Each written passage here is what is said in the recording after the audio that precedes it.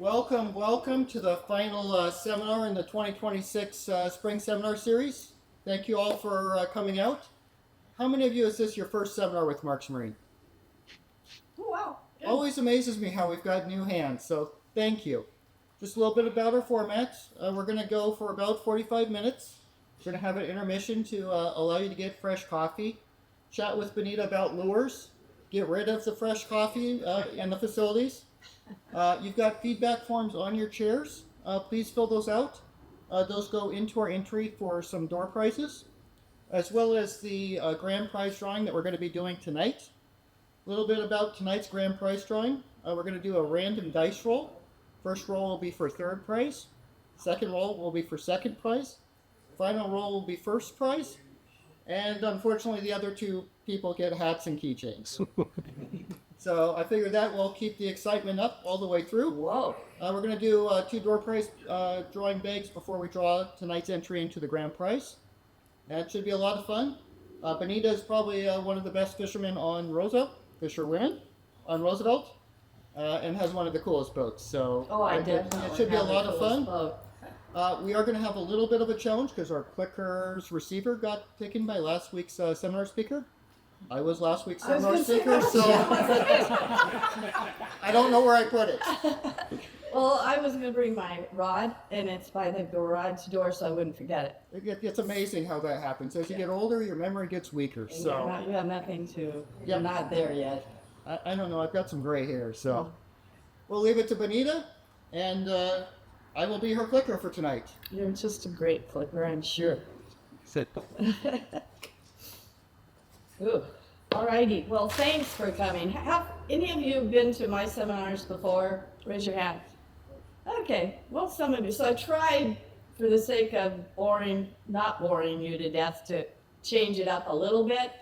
And so perhaps I've succeeded in that. And if this is your first time and you have questions or you have comments or you say this works better than that, you want to add to what I'm saying, it's all welcome. It kind of like to have a kind of a whole group participation instead of just a lecture from me.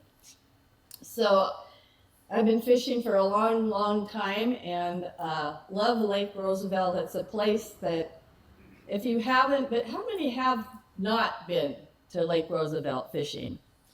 Just a few of you, okay.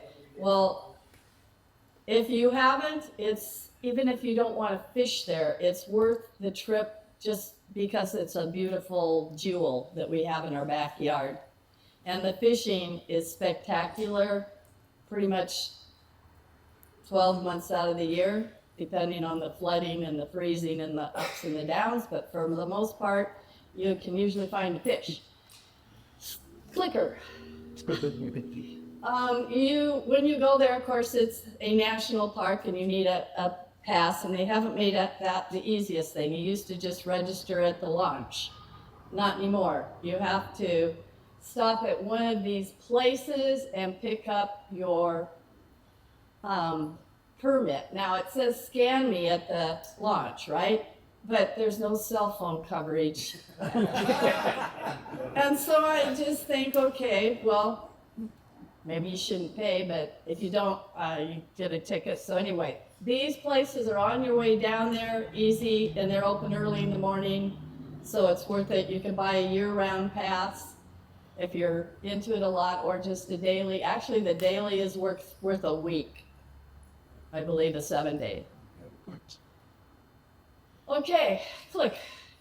So we're going to talk about the area, the good fishing spots, because it's a huge area, and just to say go out there and fish it is kind of not the whole meal deal. We'll talk about Rainbow and Kokanee, and I'll throw in, if you don't mind, a few things for Coeur d'Alene Lake too, because a lot of what we use for the rainbows and the Kokanee on Roosevelt works just fabulous on Coeur d'Alene. Lures, speed, scents, dodgers, attractors, and click. And I already told you I'm willing to share my places. And so this map back there, I noticed a lot of you are kind of perusing it. It's the really nice map that you can buy online, or you don't sell them, can't buy them online anymore? And they're hard to find anymore. Oh, well, it's the best map because it gives you the topography of the water, and so if you ever see it anywhere, grab it. Waterproof, uncurable, you can draw on them, they're fantastic. They really are. I don't know why they quit making them, just probably because everybody has a map on your GPS and whatever, but this gives you the whole scope of the system. I bought mine at Elephant Voice. I bought mine at Elephant Voice lately. Yeah. Oh, great.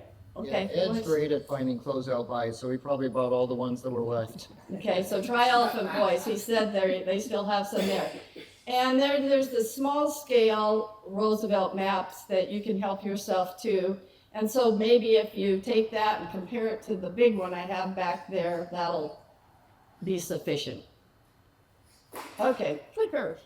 This is outside of Seven Bay launching area and you're looking at the city of Lincoln, and you can launch at Lincoln as well. And so from there you exit and go on down river to the dam. Keep going. I put in a few maps. Whoops, no. Are we at the first or the last? That's the first one in your group. Okay, so where I was showing you is, I'm missing my fishing rod, so I can't. But you can launch at two rivers. I highlighted in pink the best place. Oh, The laser pointer still works. all right, the laser pointer works. Awesome, Yeah. gracias. Which Blinker one? doesn't work, it's the top. Green button? Yep. All right, there's Fort Spokane, and these little pink ovals that I threw in are some of my favorite places to fish. So as you come out of Fort Spokane, you can go on down to right in the confluence there between where the Columbia and the Spokane runs together. And that's a real nice, there's a kind of a rocky, deep area on that side of the confluence. And then you go past Seven Bays towards Lincoln, and there's that whole shoreline is good down in there. There's a creek, Hawk Creek, and it's a good place to fish. It has a lot. Sometimes that's the best place to find silvers hiding, or kokanee. There's a little teeny, not teeny, but large rock. It says A on it. Has anybody seen that? It's called A Rock. Isn't that great? Well, that's a wonderful place to, right there, to kind of start off. And as you go up more downriver further, Sterling Point is great. That whole edge in there, and Haystack Rock. And then going downriver further, there's a place called Whitestone. Click, please. Which is right in there. What? No, it isn't. Did you click twice? Oh, it's right here. Okay.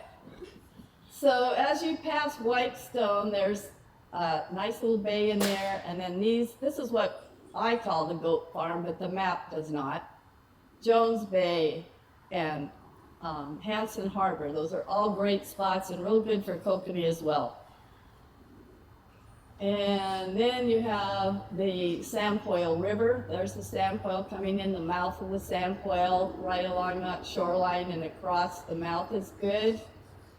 Keller Ferry, and then you pass, if you launch from Keller Ferry, you go down and they call it Tire Beach. It's another original name because there's some big, huge tires. Probably, I don't know what kind of tires they be. They go bigger than a semi. But anyway, that all the way up, that whole shoreline's really great. Okay, keep going. And then as we go downriver further, we have, the name is escaping me, it'll come to me, the Sosteness, but right in there, and Plum Point, Spring Canyon Boat Launch, we're already now down to Grand Coulee. So those are the hot spots, and they're on that map as well. So if you take the little map and mark one down from my big map, that might help. All right, here we go. I'm gonna go quick. There's the white stone. There's what I call the goat farm. Great fishing. This little lake, Lingstrom Bay, I think it's called. It's really wonderful right in there. And this whole area right through there is super for a rainbow. Okay. Another picture of Whitestone. It's just worth going down there to see these formations and the scenery. Okay. That's my fish. It works. It does work, especially when they're on top. Okay, keep going. Wing speed might be a little slow. Yeah, the ping. If you fish there year-round, it's really important to know the water level because it goes up and down dramatically. Sometimes you can launch at Fort Spokane and then the water's too low and you can't. So in those little maps, Roosevelt maps, is this little guide here. And it tells all the spots that have launches and the depth of the water that it will accommodate. It's the lowest depth. So that number up there is a good number to call or look it up online on the web and find out what your depth is, especially in the winter, late fall, winter, when they drop the water. Okie doke. Because as you can see, the water was up there. And, you know, they have chains connected to these docks and they, you know, pull them up and then they also let them down, pull them out to accommodate water level. Okay? Yeah, there's a nice example. That's Keller Ferry. The fishing there is fabulous because it is a system that has been influenced by hatchery fish, planted fish, and mostly the triploids. They worked real hard to get kokanee there, but they, for whatever reason, do not stay there. The kokanee you catch there are escapees from Coeur d'Alene, Ponderay, all Canada, and they get very nice. You can get a 5-pound kokanee pretty, not easily, but you know, it's a fun trip to get some of those. But they're far and few between. They release all 500,000 fish or more per year into this system. And they're triploids, therefore they do not spawn. They just get big and eat, get bigger, and they're actually just a great eating fish. Okay. Now when you catch a fish, they also have a natural fish in there, the red band. And they're beautiful, and you will know the difference when you catch one, not only by the way they fight, but how they look. But always check your adipose in there, and if that's not clipped, it goes back. Even if it, I know a lot of them get missed, and they're hatchery fish, and they have that fin, but throw it back because they check. The tribe checks, the park rangers check, they're checking all the time. And they're watching with binoculars.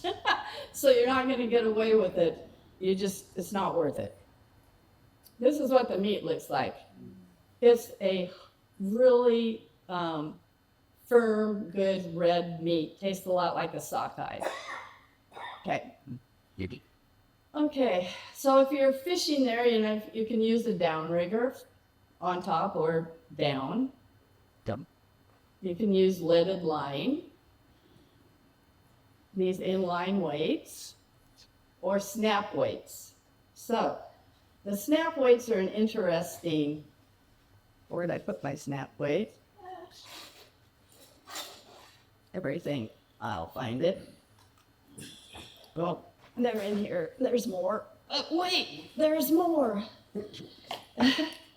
Thanks. Have you ever raise your hand if you've used snap weights. Do you like them? Yes. Yes.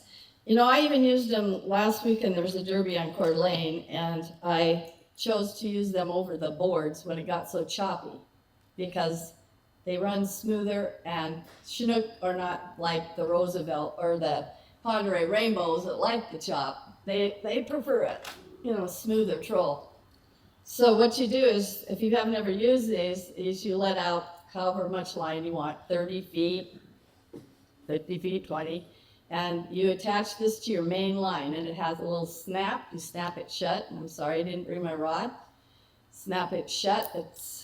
You let out 100 feet of line or whatever you're doing, and it takes it where, and then you bring it in. The only drawback is you have to unsnap it before you can bring the rest of your line in. And sometimes that can cause you to lose a fish because, you know, it interferes.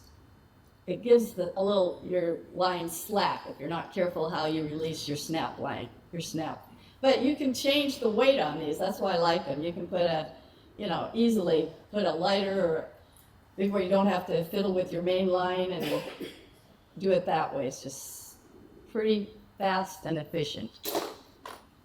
You can buy those anywhere. Do you sell them? Cabela's sells them. I'm sure White Elephant, but they're worth having.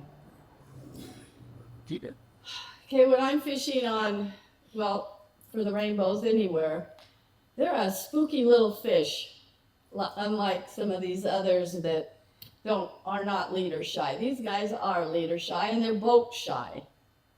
And especially when they're on the top, which they are right now, in the fall and the spring, they come up, and they can be just like on the top. And so I never put less than 100 feet out, sometimes 200. And you can see from here,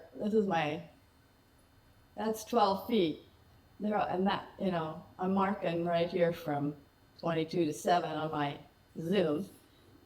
And that's where the fish are. And then if I went up from there, I'm sure there's a bunch right up there, and that area is too. Now, later on, when the water gets colder, they'll be at the 30-foot range. So you just have to think of your water temperature and where the bait is. Okay? How long will they stay up till a clear count?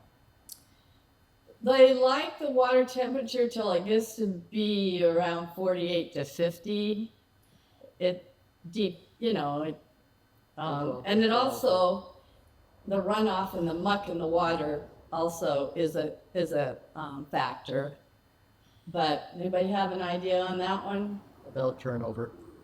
About turnover, because that's when the cold water's going to go. Right, yeah, when it just kind of, and now the water, I think, is so muddy that they're either in that thermocline or way on top.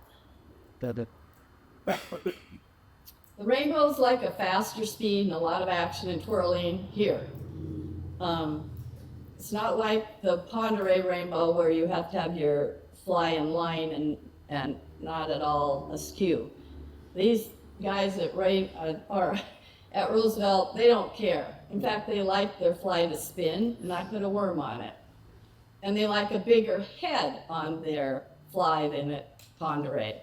So you can go and check out, my flies are over there on the table, everywhere from a muddler to a streamer, and actually then the kokanee, they like a slower speed. I don't really try to target the kokanee because they're so far and few between. I'll catch my rainbow and then go target them. Often I catch the kokanee the same speed and the same method as I do my rainbow. Limit of 2 on your kokanee. So, and there's Chinook in there too, and they're about 20 inches now.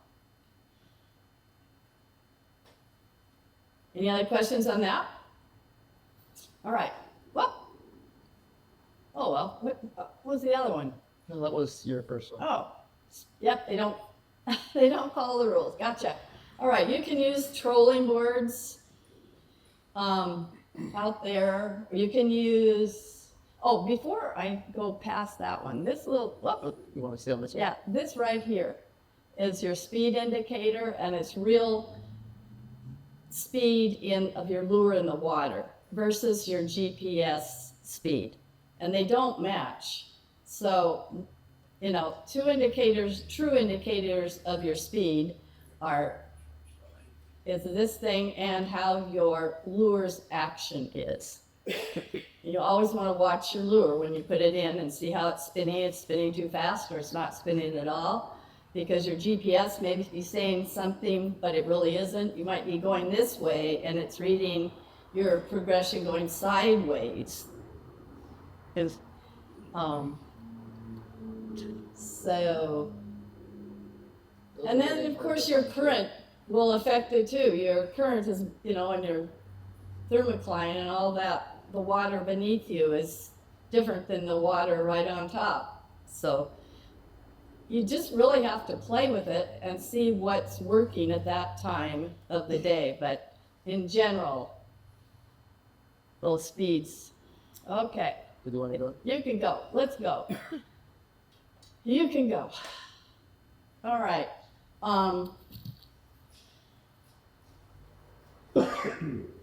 I use several different kinds of dodgers, which I will show you as we progress into it.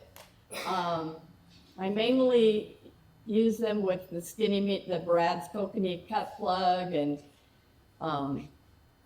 these wigglers, and sometimes I use no dodger at all, and they don't want that action, they just want the lure's action. In fact, quite often with flies, I don't use a dodger, I don't use any attractor at all, just right on top, or down wherever I'm fishing without a dodger.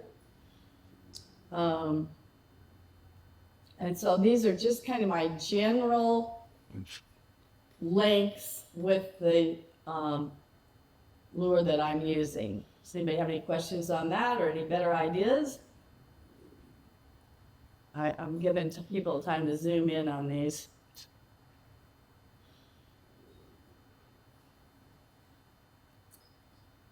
And this is a good one to take a picture of too. This is Kokomo makes a real nice dodger, and it's a heavy dodger. And with the Kokomo, you don't even need a weight if you're fishing on the top, or it'll pull your lures down. But they have that nice little tip and trick for your leader length.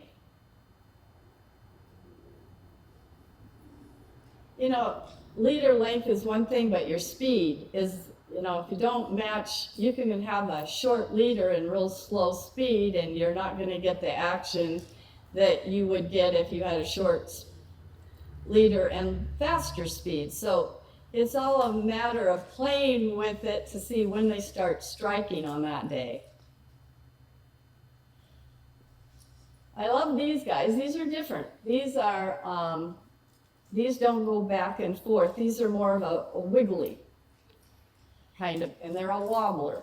And Brad's makes these, and they come in a heavy weight, and then they're standard. The heavy weight will really take your lure down without a weight. And it's, I find that the Brad's cut plugs and the wedding rings and other lures respond really well to that action at times. So what I do, if they're not responding to this kind of dodger, I'll try my Kokomo. If they don't, you know, if that one's slow, I'll put on a sling blade that's made by Max that you can bend and increase the action on. So you might want to put out 3 different kind of dodgers and figure out which one is they're striking on that day. And these are the sling blades. The deal with a sling blade, and the Kokomo is a type of sling blade, but you can't bend it. You can't alter its action. It's a real stiff, strong dodger. But these little sling blades Max makes, you can bend, and you can increase the action on them significantly. And this one is not one of the ones that's liking to bend. I should get a little one out. See how that's just bent down? And that will really increase. And they make 3 sizes. Sometimes they want the shorter one with a shorter leader. So there you go. All of these Dodgers work great. The old school Dodgers in an aught would be as big as I'd use a double aught or a triple aught, quad aught. Oh, okay. Looks like the wind toy. Yeah. Okay, as I mature in life, have found that tying up snelling hooks in the middle of the lake and changing out gets more and more difficult all the time. My hands don't work as well as they used to, and my eyes don't see as well as they used to. And these rainbow will just eat up your leader. They'll snap that back hook up. I started using steel leader in my trailing hook, actually. So what I've done, and I'm going to pass this around, and I'll talk at the break on how to make these, but it's fairly simple.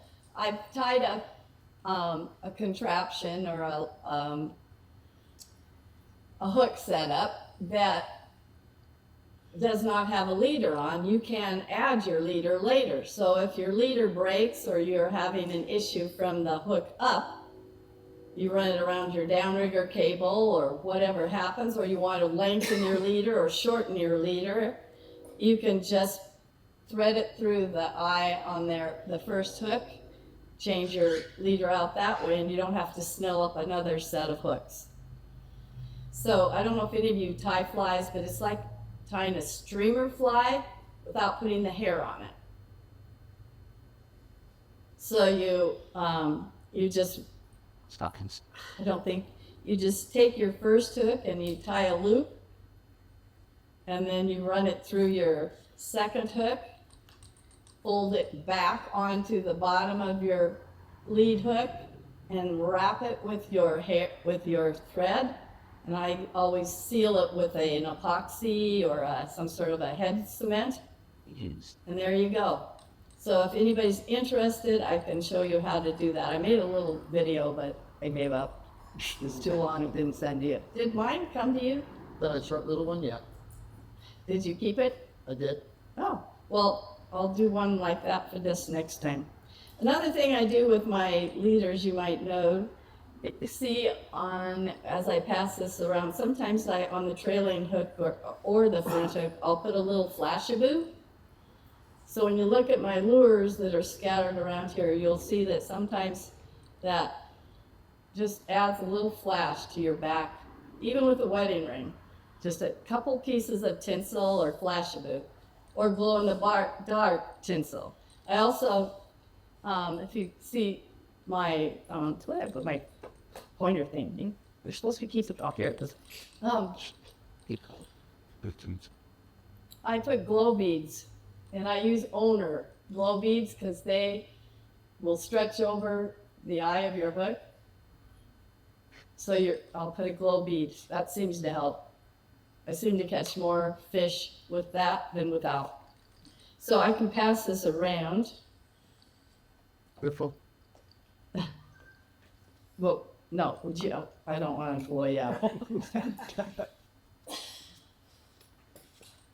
Is that why you were telling me to be careful? You didn't care if I fell down and killed myself. You just didn't want me to blow out. Well, Okay. one person versus 50. Yeah. Okay. All right, let's go. I'm trying to go quick. When is my first 45 minutes over? About 20 minutes. Oh, we're doing well then. Okay. Or 5 minutes, depending on when you want to do it. Oh, right. Well, we'll get to a point, and then, all right, let's talk about the lure selection. This is mainly talking about Roosevelt, but as I said, all these things will actually work very well for Lane Hayden has a nice kokanee fishing. This will work at Hayden. We saw a picture of a 25-incher just a couple of days ago. 25-inch at Hayden. Well, the Coeur d'Alene kokanee are now running. I don't know if any of you have seen the postings from Fins and Feathers, but they're 15 plus right now. So as they get further on, it's going to be a great kokanee year. These brads are just hot on the kokanee on Coeur d'Alene anywhere.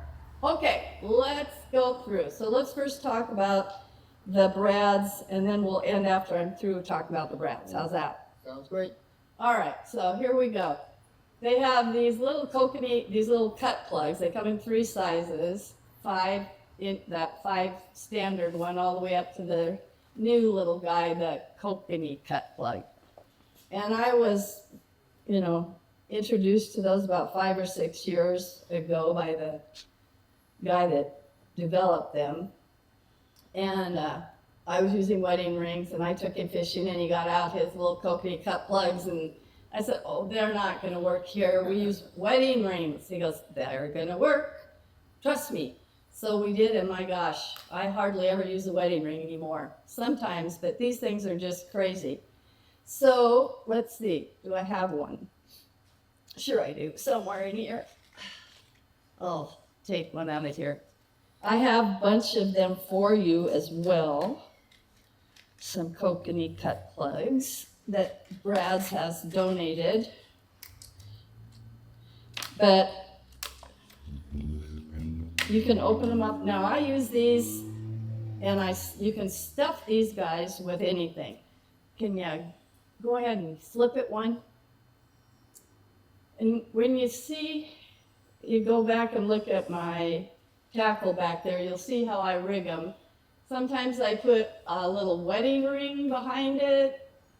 Sometimes I use glow beads. Sometimes I use my pointer. A little bit of flash tinsel on that front hook. Sometimes I run it through that first little garage in the back. Sometimes I totally forget that whole garage and just run it with the beads. So it really doesn't, yes. Is there a reason why sometimes you use a treble on the back of it and sometimes just a single? Sometimes these fish bite really short, or they're just playing with me. They don't take it. So sometimes I just try and see if they'll have a better hookup on the treble. I usually use a split shot, drop shot, number 2, with a, let's see, like that one right there. And that probably is as well. But sometimes I just have both. And if I keep losing them on the single hook, I'll change over to the treble. Anybody have anything that they like better, or setups they like better? Are you using a tractor with these rack?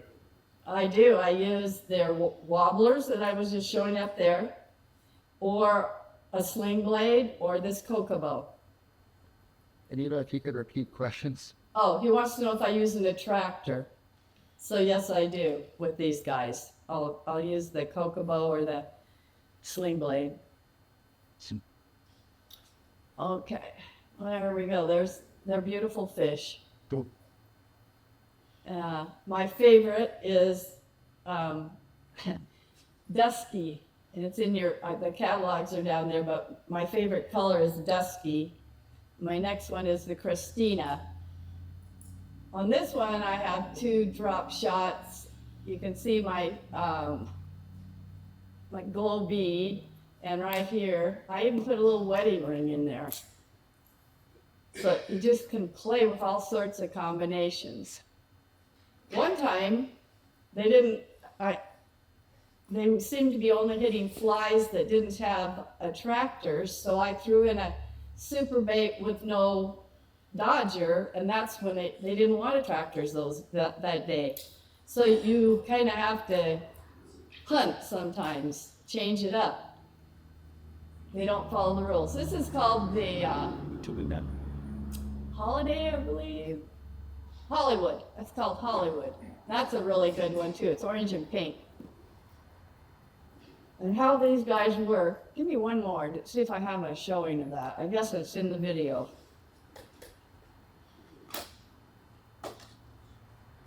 But these guys open up.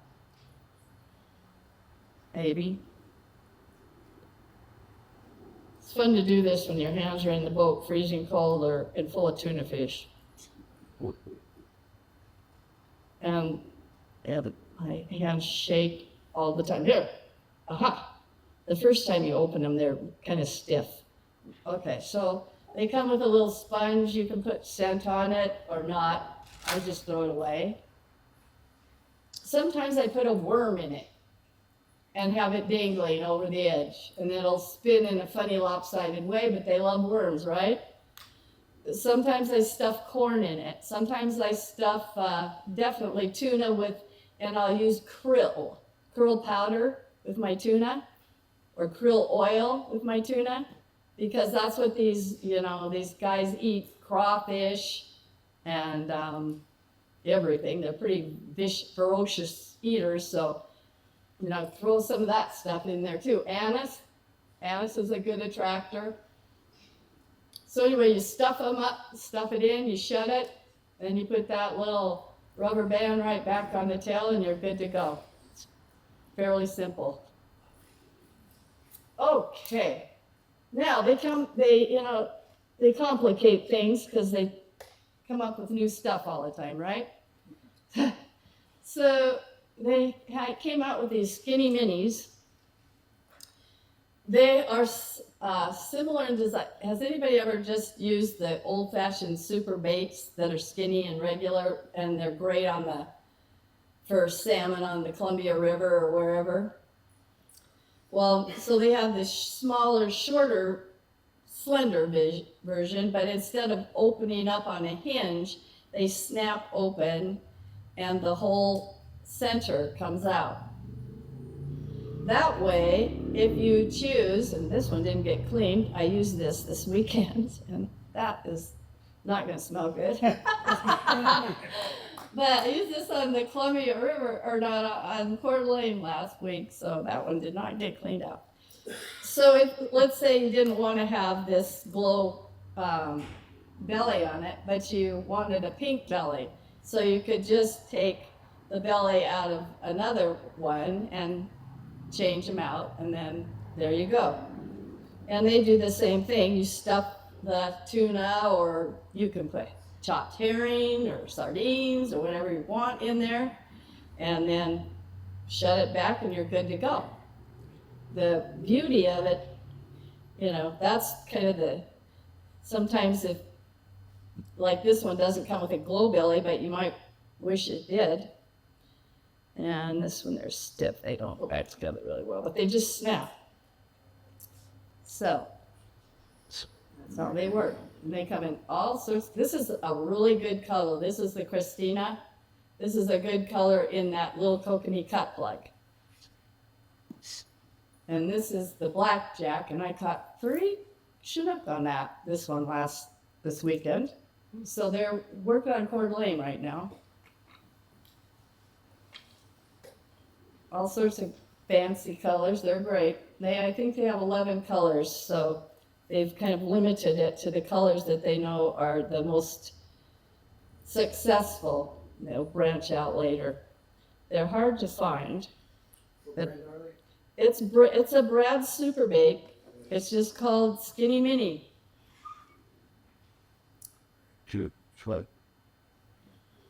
I'm thinking, I know Fins and Feathers has a bunch of them, because I saw them there, and I'm thinking I saw some at North 40, the one out on Airway Heights. They have a real good assortment of fishing stuff at the Airway Heights place. I'm not so sure about the Coeur d'Alene one, but Airway Heights for sure. Oh, pardon me? Monterey has. The Ponderay, North 40 has good fishing selection. The one thing I like about North 40, maybe they should pay me, is they cater to the local people versus some of these big box stores that, you know, if you're going for a bass, it's okay, but not our local fisheries. All right, and that's another just example of the one I showed you how it works. All right, that's the first time I tried it on Lake Roosevelt this fall. It was horrible, muddy runoff, that big rain we had. There were trees and crap. The water looked like chocolate pudding. And this lure caught all of the fish. So, you know, it had the right action, the right something in front of a sling blade. Okay, we're going to stop there. Okay, hopefully everyone's had a chance for coffee, bio cookies. For those that haven't turned in your feedback forms, we've got a basket here at the stage. Just make sure you turn those in before the drawing. They don't count after the drawings. Well, for Pete's sakes. All right, let's see here. I have one chrome apex left. And I have a pink one. So just go. Oh! You almost got it. My gosh. Okay. Well, we'll onward then. I said that in my little super baits, quite often I put a worm, because worm's the dandy attractor for a rainbow. But quite often I'll use the maggots, the gulp flavored scented maggots, especially on an apex because they're very light and you can't put a worm or anything on an apex, it'll ruin the action. So just one little gulp maggot, or actually I prefer the real maggots. I think keep going. And I do use scent. Yep, there's our rate. I usually put my worm on the front hook. A lot of people put it on the trailing hook. But I put it on the front hook and leave it long enough to kind of gradually get to that trailing hook without impeding it. So that trailing hook is still free and not, its action isn't slowed down by the worm.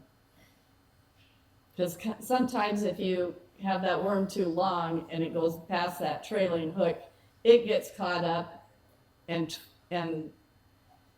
messes the whole lure up. Any thoughts on that? Nope. Boy, we have a quiet crowd tonight. Well, So yes, those maggots are wonderful. You just don't want to leave them out with the lid off in your cooler like my brother did. And you open it up and you have the flight of the flies. wasn't pretty. Okay, they do tend to hatch. All right, so now we'll go into the flies. I love flies. The Frisky Jenny makes a great fly, and that's called her perch fly. And it's just a standard streamer fly. And it's very, it's the size you use on Pend Oreille or Coeur d'Alene Lake. But the fish on, the Roosevelt rainbows this big will take it also. Same hook setup, everything. So if you are looking for items to purchase for your tackle box, try Frisky Jenny's.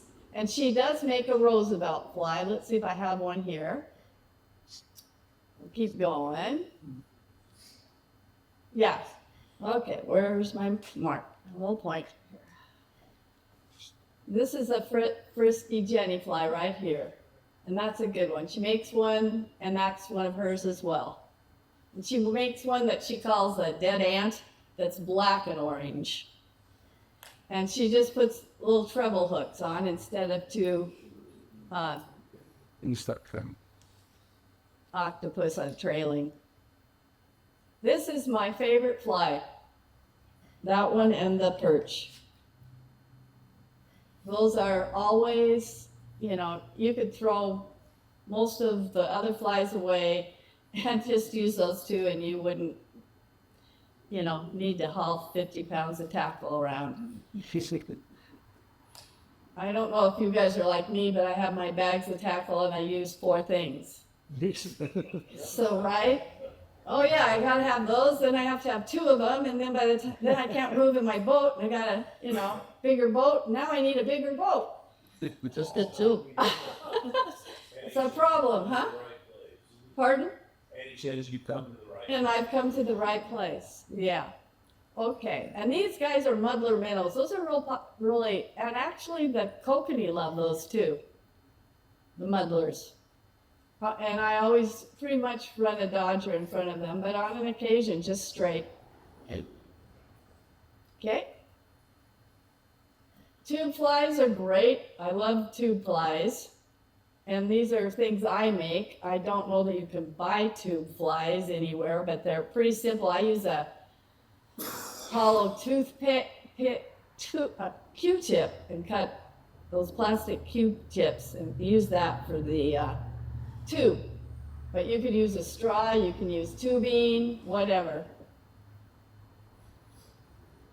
There's one right there, and I put a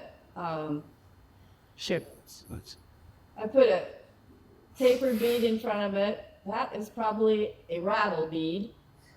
Sometimes when it's really mucky water and I don't think they can see, well, they don't necessarily need to see, but just to help them out, make me feel better, I'll put a little rattle bead in front of it. And sometimes that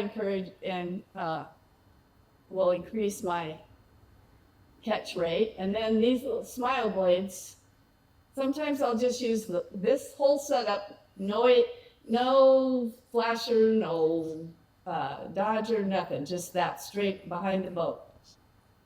What makes the rattle beads? I do not know. They're hard to find. I just go type in rattle bead. It used to be Lure Jensen, and then it was another company, and then I think you just almost have to find them in these off markets. And they come in 3 sizes and 2 or 3 colors. Actually, look in your bass magazines, because a lot of the bass fishermen use rattle beads. Is that true or not? Anybody bass fishermen? Correct. Don't you? No. Nope, not bass. Not bass. Okay, well, I think a lot of the bass use it because it kind of is a agitating sound. And there's my owner's glow beads in the back there. Okay, let's go. And that is one of my tube flies with a smiley blade. And these are what I just gifted you from Pro Troll. The Apex, he calls them trout killers or kokanee killers. Other people call them hockey sticks. They come in all sorts of different sizes. But I take away all that rigging, and then I think the next slide, I rig them up myself with a treble hook. You could put you could put any kind of setup you want on. The trick is you don't want it so heavy because the apex is supposed to go like that. It's just a real random lure, a lot of action. And you have to have a pretty good speed going to pull it effectively. And one little maggot on the back of that's about all you want to put. And I use that size 8 or 10, but normally an 8. Thanks. Just different ways of setting them up. Okay? Orange, pink, watermelon, perch colors are the best at Roosevelt, those colors. Sometimes black, like if, sometimes a chrome or a brass color, depending on the watercolor. It'll, so try different colors, but basically if you know, have the go-to in your tackle box, pink, pink, pink, perch, green. The watermelon is pink and green. So, yes. How long will you try something before you switch it up? How long will I try something before I switch up? I usually have one rod I'm trying stuff on all the time.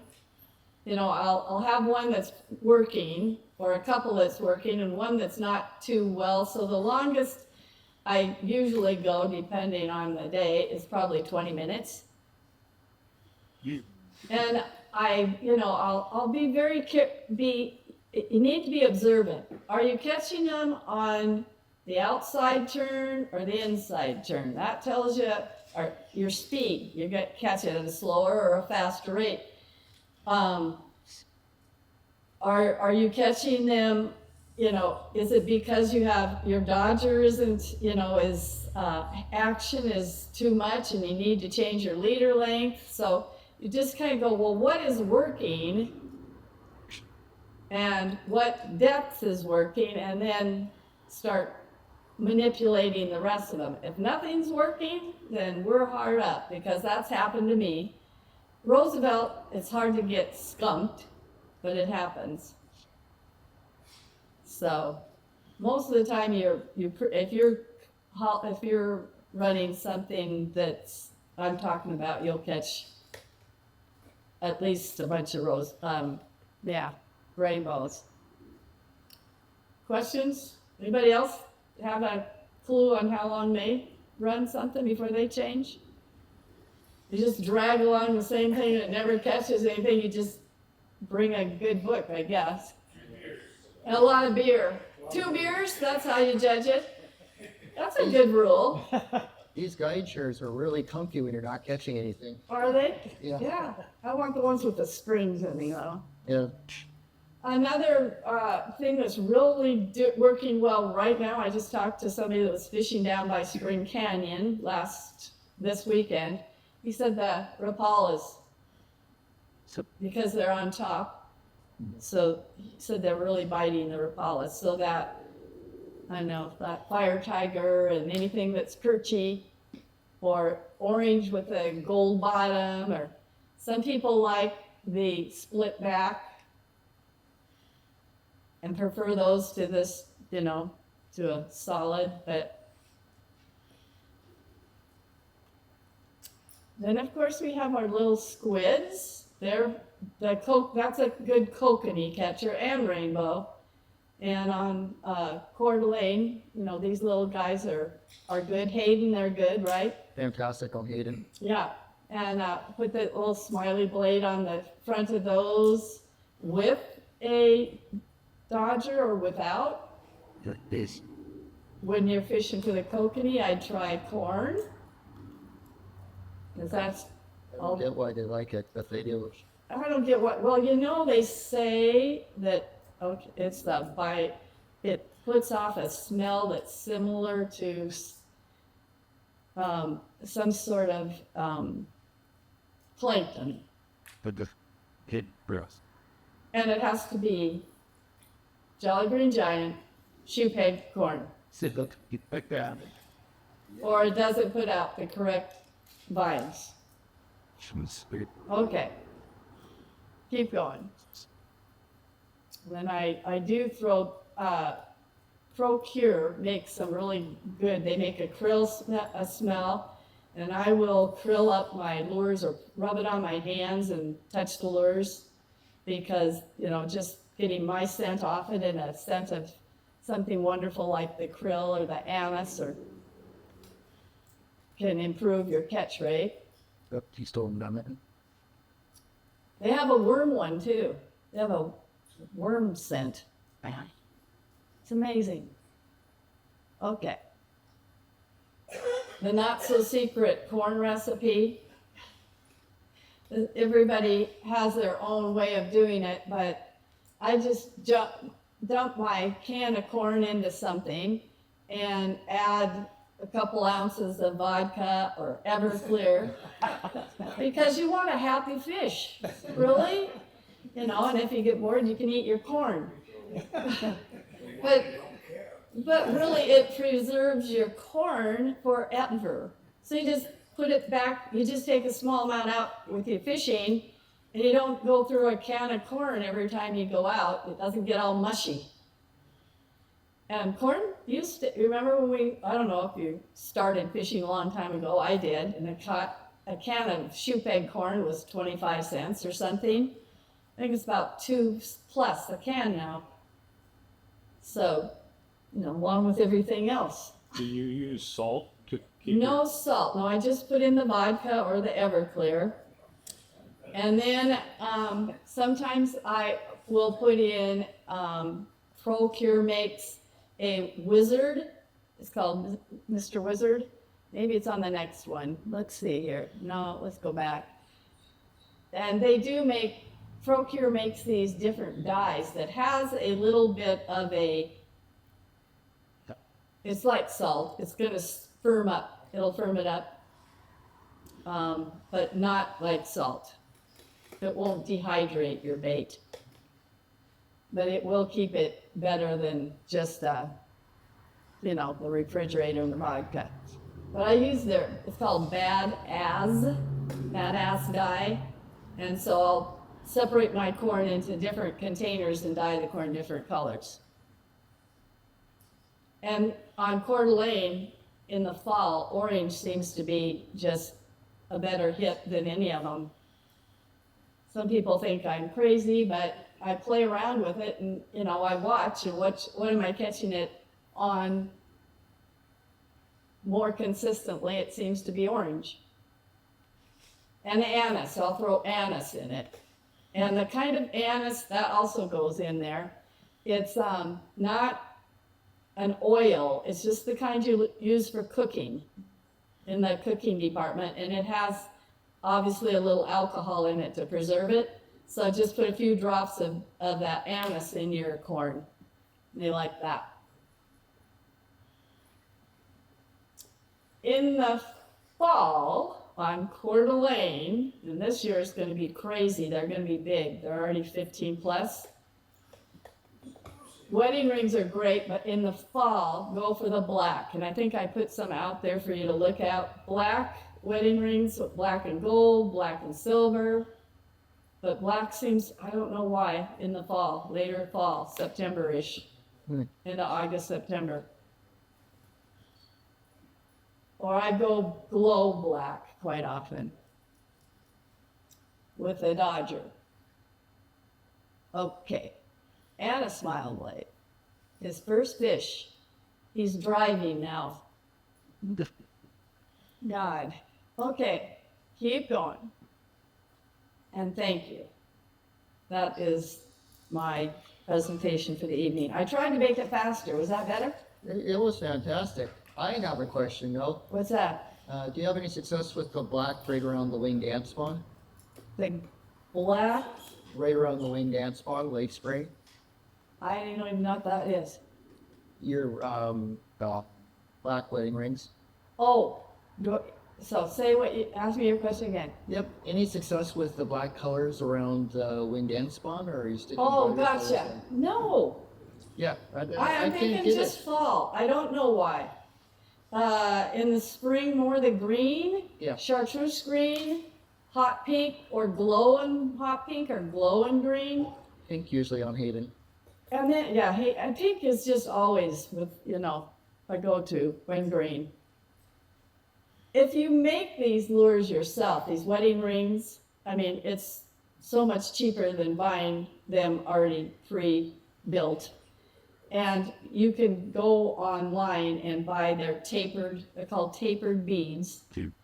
And you can buy the wedding ring portion by the hundreds for probably $5 for 100 of them versus $5 for 3 of them if you buy them from like Brad's, or shouldn't be telling you this, or Max or whatever. But go into the jewelry section on Amazon, bead making, and they come in various sizes as well, and colors.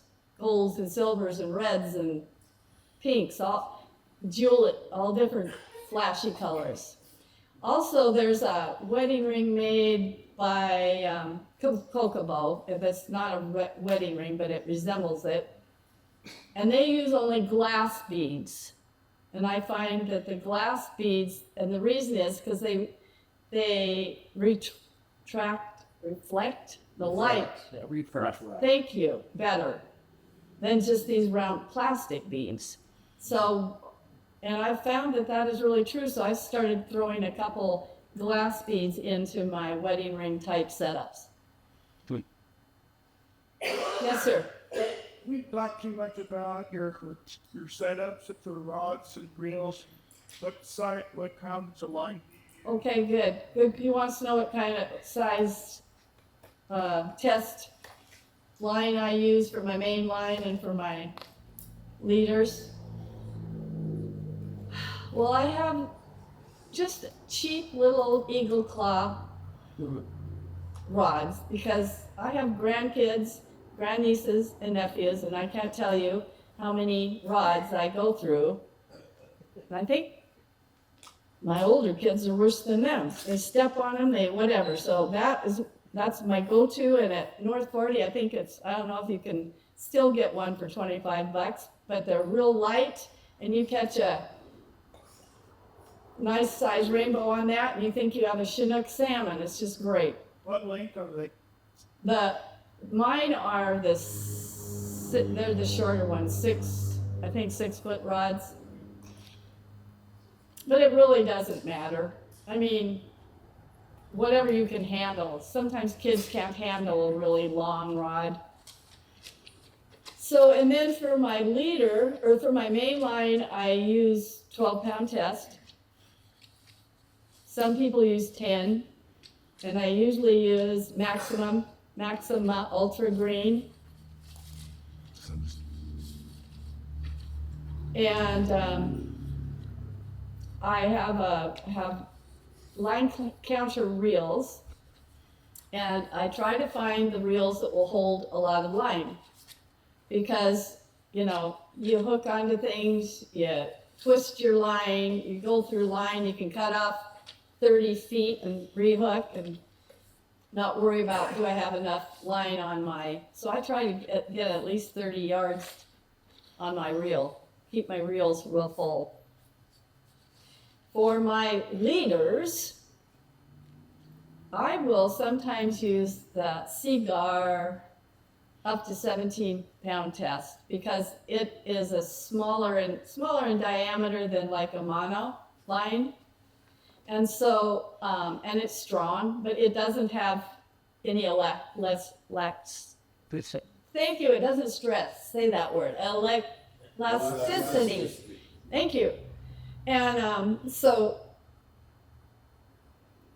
but if you have your main line a mono, then you have some of that with you. Some of that, and it will stretch somewhat. And I used to worry about using that Cigar, that type of line, but I have not lost fish or have it snapped. But I always use Cigar because I've heard people have horror stories when they catch a bigger fish on some of that. What do you call that line? Fluorocarbon. It tends to snap. And how long a leader is it on there? Well, I attach the leader to my lure, so. You're just talking a little. Mm-hmm. Now, some people will have a backing on their rod, or on their reel, like they might use a 50-pound test, whatever, line, and then attach a 12-pound test leader to that, and then the leader. I just go all mono. And a lot of the guides run the heavier stuff, but They using line counter reel. I use a line counter because I'm old. And I can't remember how, 1, 2, 3, 4, am I at 20 or am I at 50? Now I have to bring the whole dang thing in and start counting all over again? Or how far out was this one? I don't know how far out was that one anymore. I used to be able to remember all that. So now I look at the reel before I catch my fish and go, okay, yeah, I know where that was. Or at the line counter, not the reel, but the line counter digits. They usually use fingered out polish on the line. Yeah, and when you have this is how bad it's getting. I mean, leaded line, right? It's different colors per, 15 feet? Yards. Or whatever. I can't even remember what color I had it out anymore. So, I use the line counter for that as well. 10 years. Any other questions? Yes, sir. Start the end number 4 at Roosevelt Board. Double Grand Fork Community. That would be the greatest lighting show. I have not been down there since November. I've had a death in the family, and I have been landlocked. There we go. Porcupine. Porcupine was open, and it's probably kind of stabilizing right about now, I would think. Work on the dam, so Oh, we all stay there for like the next 6 weeks. but this gentleman just said that they've been working on the dam, so they're going to hold it steady for about the next 6 weeks. And I think the major runoff has happened. I mean, the snow melt and all that we usually get, we aren't.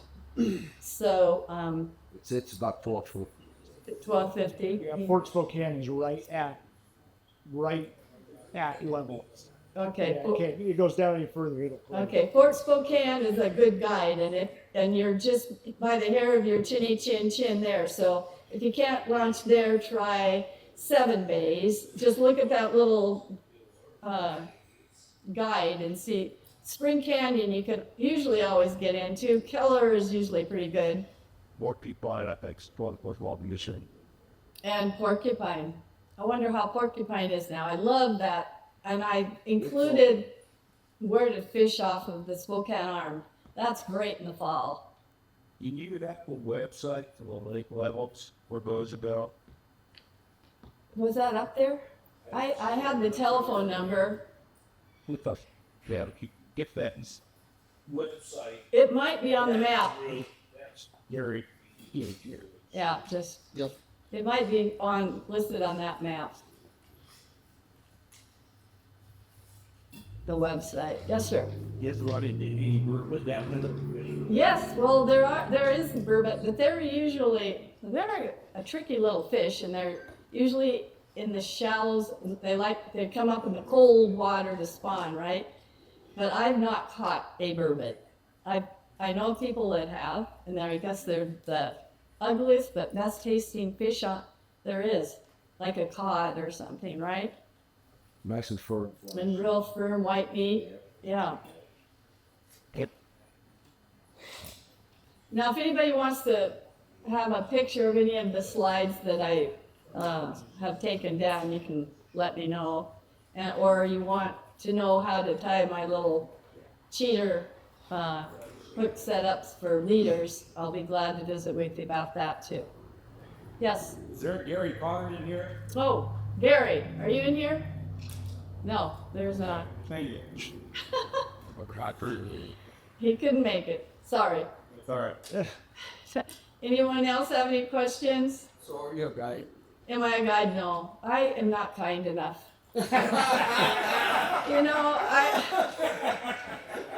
I have many friends that are guides, and I fish with them often and help them out often. And I think some of them should have sainthood, because people are just, no. I love my grandkids and my grandnieces and nephews and the people that I choose to take out, and which is I really do love to take people fishing, but I don't want to be paid for it and then not catch a fish and have a nervous breakdown because they're not happy, right? Anybody else have anything? We didn't talk about speeds, I guess. Speeds, well, I did a little bit. The rainbow will go like I could talk in knots, so 1.6 is really 1.8 in miles per hour. So that speed seems to be a real up to 2. because they'll take it faster.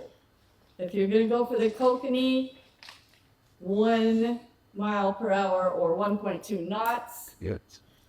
and even hardly moving sometimes. No, it's very good for your reactor floating. They don't steer at that speed. No, it's really hard, but you know, and they kind of like a different action than the rainbow. They kind of like glitter and a lot of this and that, but they don't like speed. And on Coeur d'Alene, 1.4, 1.2,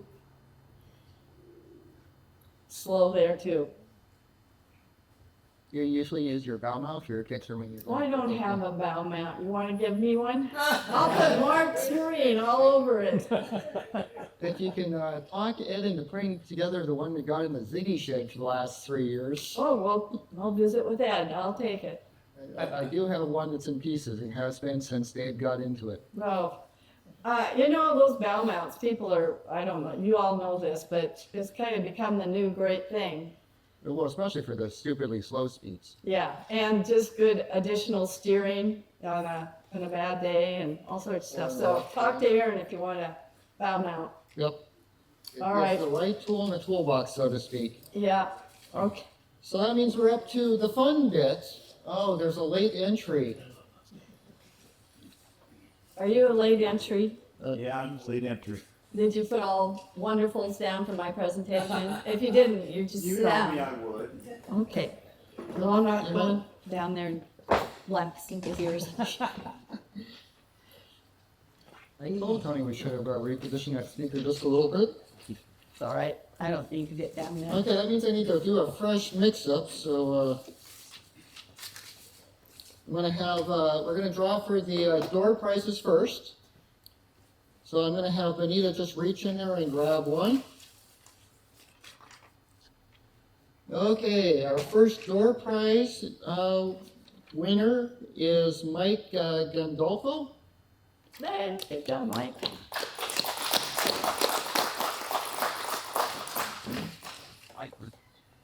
So which bag would you want? I don't know what's in each one. I have an idea what might be in this one. Oh, let's try this one, I guess. Okay. And we're gonna draw for our second door prize. As I blind myself. Here. Whoops. There it is. There it is. Ugh. It shows itself. It was expertly tuned. Maybe. Any idea on the name? Luke's Or is it- Slageroff or Oh, it's down there. oh, Doug Shea. Doug Shea. Doug. Dang. I have to be able to read the handwriting. Idaho 2's notmailin.com at notmail. Oh, so he's not really he's kidding. Okay. He didn't do anything. It's a fake girl. So we'll draw another one. I guess you didn't want a door prize. I guess not. Okay, but Tim Miller did. Tim Miller. Yeah. Perfect. Hey, Tim. Okay, and now we're going to draw for an entry into the grand prize. I'm not going to announce this one just to keep the suspense up. So did you put all them back in there then? Is that what? I did not because they were drawn. So This oh, one's this is going- for the door prize? Nope, this is for the grand prize. This is for the grand prize? It is, Okay, well. or but grand prize is, I should say, because, nope, you don't want to read it yet. oh, Let me grab the other ones. oh, gosh, it's just getting Yeah. complicated. We're trying to be as fair as we can to everyone. So I've randomly assigned numbers to each of them. And we're going to do a dice roll, and we're going to enter for our third prize first, which is a refurbished handheld GPS. Refurbished. Yeah. And I do have to thank all of our wonderful suppliers for donating to our grand prizes. Obviously couldn't do it without them. They donated the Hummingbird Explorer, so we're very grateful. So number 4 is, my hands work, Randy Felber. Say, Rand.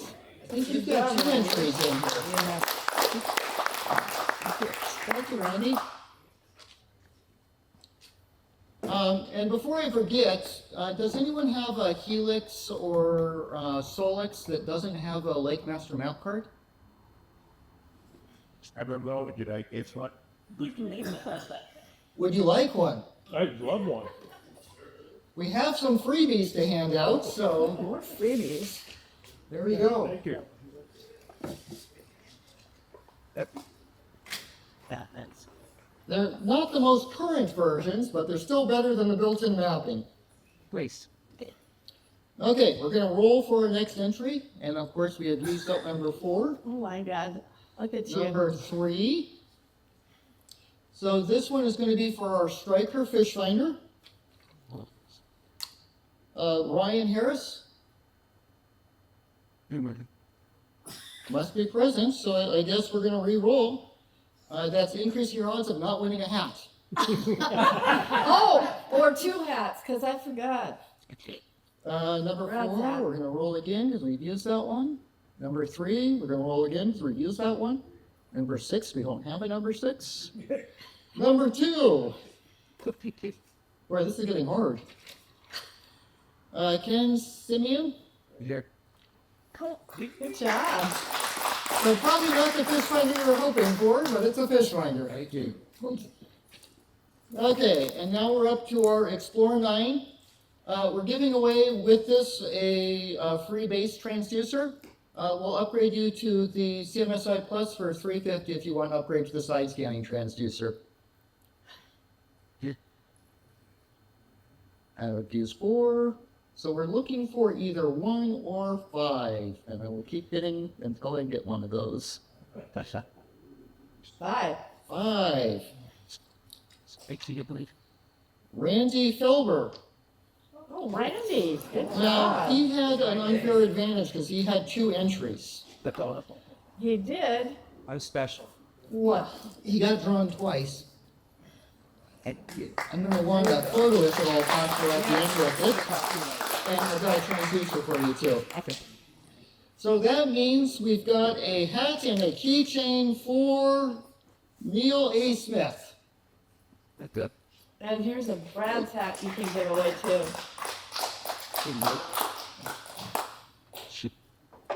Well, it's not a fish finder, but Thank you. thanks, Neil. So that concludes our 2026 Spring Seminar Series. Thank you all for coming out. We'll work on getting louder audio for you guys next year. And, you know, this is just a great, fun way for us to kick off the fishing season. So thank you, guys. Thank you.